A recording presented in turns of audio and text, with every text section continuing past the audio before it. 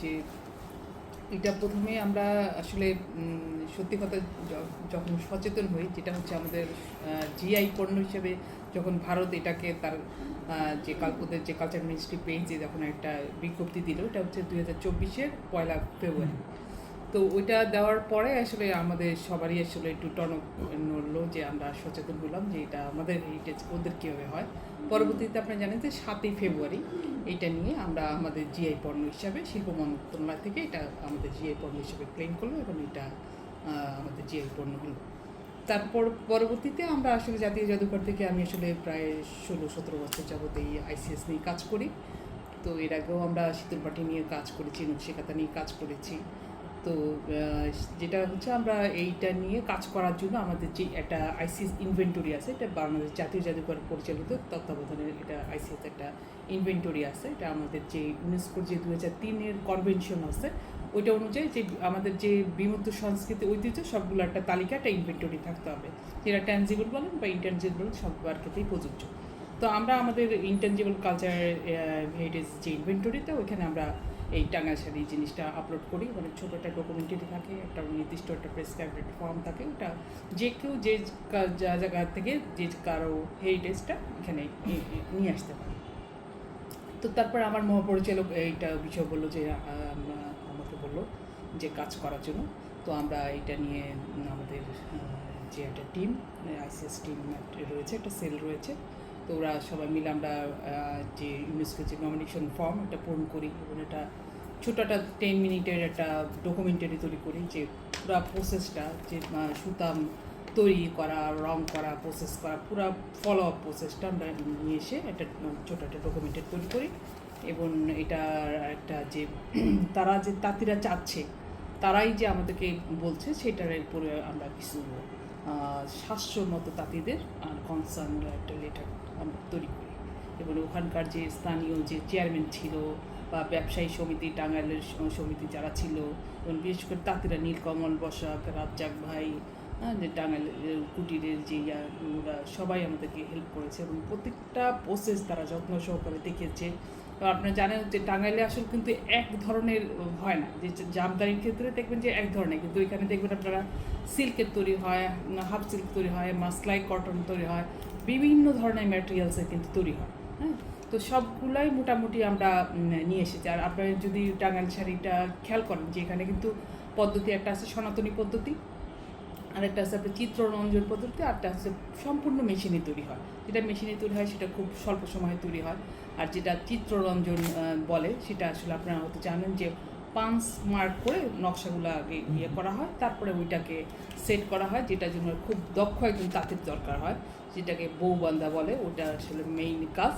তারপরে হয়তো ওই জ্যাকার্ট নকশা যেটা বলেন ওটা তৈরি হয়। এবং সনাতনী পদ্ধতিটা অনেকটা আপনার যে ট্র্যাডিশনাল যে উইভিং প্রসেসটা ওইটার মতনই, জামদানি প্রসেস, ওইটা খুব সূক্ষ্ম কাজ তৈরি হয়। এবং আপনি যদি চিন্তা করেন, আমরা হয়তো চিন্তা করি যে টাঙ্গাইল শাড়ি মানে হয়তো 500, 700, 800 এরকম, ওখানে যে আপনার লাখ লাখ টাকার শাড়ি তৈরি হচ্ছে, এক একটা শাড়ি 3 লাখ টাকায়, মানে এত অদ্ভুত নকশা হতে পারে। আমাদের তাঁতিরা বুনছে হয়তো প্রতিদিন সকালবেলা, তারা ওই জামদানির মতো ওই সকালবেলা হয়তো বুনে একটা নির্দিষ্ট হয়তো অংশ একটু করতে পারে। এটা করতে আর নাইলেও এক একটা যে দামি শাড়িগুলো 3 লাখ টাকার শাড়িগুলো বলে 6 মাসের মতো লেগে যায়, 3 মাসের মতো লেগে যায়। এটার ফলে কোয়ালিটির উপর ডিপেন্ড, এত ফাইন, এত নিখুঁত শাড়ি তো তারা তৈরি করতে পারে। তো সেটা আসলে আমাদের নিজেদের অজানা ছিল। আর আমরা দেখেছি যে আমাদের এখান থেকে প্রচুর শাড়ি কিন্তু মানে সপ্তাহে ওরা আপনি যদি টাঙ্গাইল শাড়ি ব্যবসায়ীদের একটা ইন্টারভিউ করেন, দেখবেন যে প্রতি সপ্তাহে নিলেও 5-6 ট্রাক শাড়ি নিয়ে যাচ্ছে, ইন্ডিয়া নিয়ে যাচ্ছে। হ্যাঁ, তো যাই হোক, এখন এই যে পুরা জিনিসটা যে আমাদের ঐতিহ্য, এটা ক্লেম করার জন্য আমার মহাপরিচালক মহোদয় আমাকে নির্দেশনা দিয়েছেন এবং আমি এটা তৈরি করে দেন আমাদের মন্ত্রণালয়ের মাধ্যমে আমরা একটা ফরওয়ার্ডিং লেটার নিই। ফরওয়ার্ডিং লেটারের মাধ্যমে আমরা এটা ইউনেস্কো যে আমাদের স্থায়ী প্রতিনিধি রয়েছে তাদেরকে প্রেরণ করি এবং তাদের মাধ্যমে এটা আসলে ওইখানে আমরা ইউনেস্কো হেড অফিসে এটা আমরা ইমেলের মাধ্যমেই প্রেরণ করি এবং হার্ড কপি ডিএসএলের মাধ্যমে আমরা প্রেরণ করে দিই। পরবর্তীতে আসলে ওইটা দেখা যায় যে তাদের যে ইন্টার গভর্নমেন্টাল মিটিংয়ে ওইখানে ওরা আসলে কিছু জিনিস একটু পয়েন্ট আউট করেছিল, যেটা আমাদের স্থায়ী যে ইউনেস্কোর স্থায়ী প্রতিনিধি রয়েছে, তাদের পরামর্শ এবং কিছু করে তারা বিশেষ করে যেটা বললাম স্বাস্থ্য যে মানে তাঁতিদের যে কনসার্ন পেপারটা ওইটা এনিহাও মিসিং হয়ে গেছে, তো ওইটা আমরা আবার প্রেরণ করি এবং দু একটা জায়গায় কারেকশন করছি, যেটা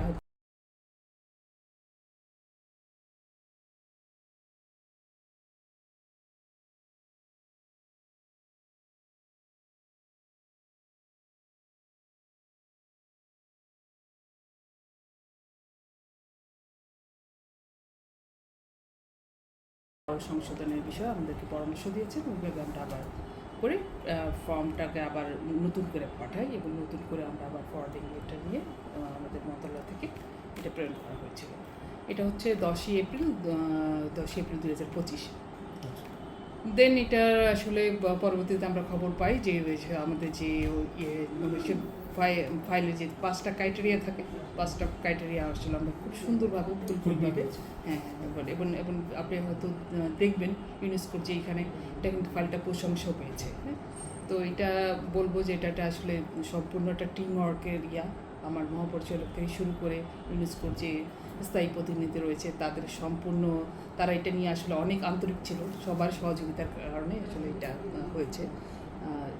তারপরেও আমি যেটা মনে করি যে এটা আমাদের সম্পূর্ণ কৃতিত্ব আসলে আমাদের তাঁতিদের, এটা তাদের মানে তাদের শিল্পকর্ম ছাড়া এটা আসলে আমরা কখনোই করতাম না এবং তারা এত আন্তরিক ছিল, প্রতিটা কাজে আমাদের এত সহযোগিতা করেছে। তো এটা আসলে এটা আমার জীবনে একটা অন্যতম একটা কাজ বলবো। যদিও আমি শীতল পাটির সাথেও কাজ করেছিলাম, শীতল পাটি বুনন শিল্প 2017 সালে হয়েছে, সেটার সাথেও আমার সৌভাগ্য হয়েছিল কাজ করার। এখনও এটা করছি, ভবিষ্যতে হয়তো আরও করবো। এটা যদি বলেন যেটা মানে এটা আমাদের যে হেরিটেজ, এটা সারা বিশ্বের লোক জানবো, এটা আমার তাঁতিদের জন্য, আমার যে ঐতিহ্য রক্ষাকারী বা বহনকারী তাদের জন্য এটা গুরুত্বপূর্ণ এবং সর্বোপরি আমার দেশের জন্য গুরুত্বপূর্ণ। এবং এইটা আপনি যদি দেখেন 2003 সালে যে ইউনেস্কোর যে কনভেনশন, সেটা হচ্ছে সেফ গার্ডিংয়ে। আপনি হয়তো দেখছেন যে 5টা যে আমরা এখন পর্যন্ত যে পেয়েছি, যে বাউল সঙ্গীত বলেন, তারপরে আমার জামদানি আর্ট বলেন, মোগল শোভাযাত্রা বলেন, শীতল পাটি বলেন, রিক্সা পেন্টিং বলেন, এবং সর্বোপরি যে 6ষ্ঠতম এটা হলো আমাদের যে টাঙ্গাইলের শাড়ি বুনন শিল্প, সেটা নিয়ে সবগুলোই কিন্তু লিভিং ট্র্যাডিশন হিসেবে পেয়েছে। আপনি হয়তো জানেন যে 3টা আছে নমিনেশন ফাইল, একটা হচ্ছে আর্জেন্ট, যেটা হচ্ছে আপনি বিলুপ্ত পথে, সেটার জন্য আপনি কিন্তু একটা ক্লেম করতে পারেন, সেটার জন্য নমিনেশন ফাইল করতে পারেন এবং এর জন্য সরকার কিন্তু একটা ফান্ডও দেয়, মানে সরকার না ইউনেস্কো একটা ফান্ড দেয় যে এটা সেফগার্ড করার জন্য। তো এইটা আরেকটা হচ্ছে মাল্টি ন্যাশনাল, আপনি হয়তো দেখবেন যে ইফতার বা ধরেন নওরোজ, এগুলো কিন্তু অনেক দেশ মিলায় 13টা এবং 20টা এরকম দেশ মিলায় কিন্তু তারা কিন্তু ক্লেম করছে এবং সবারটা কিন্তু নমিনেশন পেয়েছে। এখন পর্যন্ত বাংলাদেশ কিন্তু যা যা করেছে মাল্টি ন্যাশনাল এবং যেটা আর্জেন্ট সেফগার্ডিং, এই দুইটা কিন্তু করেনি। এখন পর্যন্ত যে 5টাই আছে সেটা হচ্ছে লিভিং ট্র্যাডিশন হিসাবে, সেটার জন্য আমরা পেয়েছি। ভবিষ্যতে হয়তো আমরা আরও কাজ করব, আর্জেন্ট সেফগার্ডিং বা মাল্টি ন্যাশনাল নিয়ে কাজ করার সুযোগ রয়েছে। এই এখন তো স্বীকৃতি মিললো আমাদের, জি জি, এইটা সহ বেশ কয়েকটা। এইটা আমাদের যারা তাঁতি বা এর সঙ্গে সংশ্লিষ্ট যারা, এদের জন্য কি কি আসলে মানে সামনে সম্ভাবনা দ্বার উন্মুক্ত করতে পারে, বা আপনারা সরকার যে কোনো পক্ষ থেকে কীভাবে জিনিসটা আরও কাজে লাগানো যায় বিশ্ববাজার তৈরিতে? হ্যাঁ, সেক্ষেত্রে একটা আসলে সম্ভাবনার দ্বার অবশ্যই একটা উন্মোচন হলো আমি বলবো, কারণ টাঙ্গাইল শাড়ি একটা বাংলাদেশের ব্র্যান্ডিং হচ্ছে কাজ করবে, এটা সারা বিশ্বের কাছে আমরা পৌঁছতে পারি। এক্ষেত্রে শুধু যে ইউনেস্কোই যে এই দায়িত্বটা নেবে, ওরা কিন্তু এটা বলতেছে, কিন্তু এটা সেফ গার্ডিংয়ের একটা কিন্তু দ্বার উন্মোচন হলো। এটা অ্যাজ এ লিভিং ট্র্যাডিশন হিসাবে ওরা আমাদেরকে স্বীকৃতি দিল, এটা আমার ঐতিহ্য। সেক্ষেত্রে আমার সরকারকে, আমার বেসরকারি এনজিও বলেন, যারা বলেন, বা আমরা যারা যারা কাজ করি কালচারাল লাইনে, সবাই কিন্তু এটাকে নিয়ে আমরা প্রমোট করব, আরও বেশি কাজ তাদের সেফগার্ডিংয়ের জন্য মানে কাজ। আপনি হয়তো দেখবেন যে জামদানি শিল্প কিন্তু এই যে নমিনেশনের পরে এটা কিন্তু আরও ফ্লারিশ, আরও প্রসারিত হয়েছে। বাউল সঙ্গীতও তাই, যদিও আমি বলবো যে আমার শীতল পাটিটা ওইভাবে আমরা আসলে করতে পারি না, তবে হয়তো ভবিষ্যতে এটা নিয়ে কাজ করার আরও সুযোগ রয়েছে। তবে আমি মনে করি টাঙ্গাইল শিল্প এমনি অনেক প্রসারিত, এটাকে আরও বিশ্বের কাছে পৌঁছে দেওয়া, এটা আরও সুযোগ তৈরি হলো। এটা তো সরকার এবং সংশ্লিষ্ট দপ্তর বা ব্যবসায়ী যারা তাদের দিক থেকে বলেন, যেই তাঁতি একদম মানে কাজ যিনি করেন ওনার জন্য এটা কি আসলে বেনিফিট, বা উনি কিভাবে এটা বুঝবেন যে না আমার আমার এই জিনিস এটা ওয়ার্ল্ড স্বীকৃত, আমার কি উপকার হবে সাধারণ? হুম।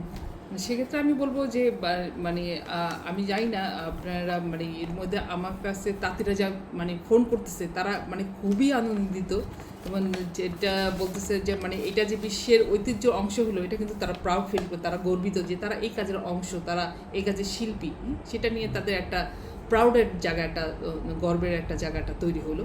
আর প্লাস যেটা হচ্ছে এখন কিন্তু আপনি দেখবেন যে আমরা কিন্তু আমাদের টাঙ্গাইল শাড়িকে ইতিমধ্যে দেখবেন আমরা ইউনেস্কোর অনেককে আমরা হয়তো ছোট ছোট গিফট আকারে মানে দিয়েছি, বা আমরা এখন মানে সচেতন, যেহেতু যখন সবাই সারা বিশ্ব জানবে যে আমরা আইসিএস প্রোডাক্ট, বাংলাদেশে আইসিএস প্রোডাক্ট কোনগুলো, সেখান থেকে আমরা কিন্তু এইটা কিন্তু আমরা যখন উপহার হিসেবে নিয়ে যাব, বা তারাও কিন্তু এটা নিয়ে আরও মানে বিভিন্ন দেখবেন যে এক্সিবিশন বলেন বা বিভিন্ন ইয়ার ডিজাইনার বলেন, ফ্যাশন সচেতন যারা ইয়াগুলা শোরুম আছে, তারা এটা নিয়ে কাজ করবে, আরও বেশি করে কাজ করবে। আমি সেক্ষেত্রে মনে করি তাদের একটা আরও একটা আসলে হলো যে তারা আরও বেশি মানে সুন্দর সুন্দর কাপড় বুনবে, বিভিন্ন ধরনের ধরেন এখন হয়তো ডাইভার্সিটি নিয়ে আসবে, হ্যাঁ, তারা হয়তো কুশন কাভার বলেন বা পর্দা বলেন, বিভিন্ন ধরনের গুলা নিয়ে আসবে। সেক্ষেত্রে আমার মনে হয় তারা অনেক লাভবান হবে, তাতে এরা আরও উৎসাহিত ফিল করবে।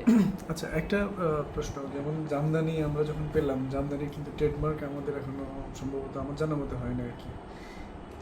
টাঙ্গাইল শাড়ির ক্ষেত্রে সেটা ট্রেডমার্ক বলতে আপনি কিন্তু জামদানি বলতে কিন্তু ঢাকাই জামদানি, হ্যাঁ, এটা কিন্তু সারা বিশ্বে মানে এইটা কিন্তু আপনি ইন্ডিয়ায় যান, ওরা জামদানি বলতে যে জামদানি বোঝায় সেটা কিন্তু আসলে জামদানি না, হ্যাঁ। সেক্ষেত্রে আমি বলবো যে জামদানি মানে জামদানি, ঢাকাই জামদানি। আর ওরা নিজেরাও ঢাকাই বলে পরিচিত, ঢাকাই শাড়ি মানে জামদানিকে বলে। সেরকম আমি মনে করি টাঙ্গাইল, যেহেতু আমার ভৌগোলিক অবস্থানই টাঙ্গাইল, সেক্ষেত্রে ওরা এটা ক্লেম করাটা হাস্যকর, এবং এটা আসলে ওরা নিজেরাই বুঝতে পেরে হয়তো ঘন্টা খানেক পরে আপনি জানেন যে ওটা সরিয়েও ফেলেছে। তো সেক্ষেত্রে আমি মনে করি এটা মানে টাঙ্গাইল শাড়ি মানে টাঙ্গাইল মানে বাংলাদেশের একটা ব্র্যান্ড, এটা কোনো প্রশ্ন মানে হবে না। আচ্ছা, আপনাদের সুনির্দিষ্ট কোনো পরিকল্পনা আছে এইটা নিয়ে?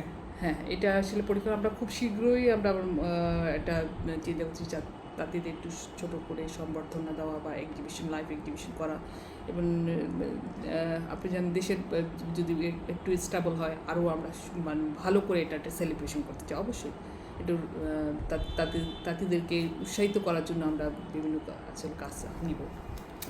আচ্ছা, থ্যাংক ইউ। G G.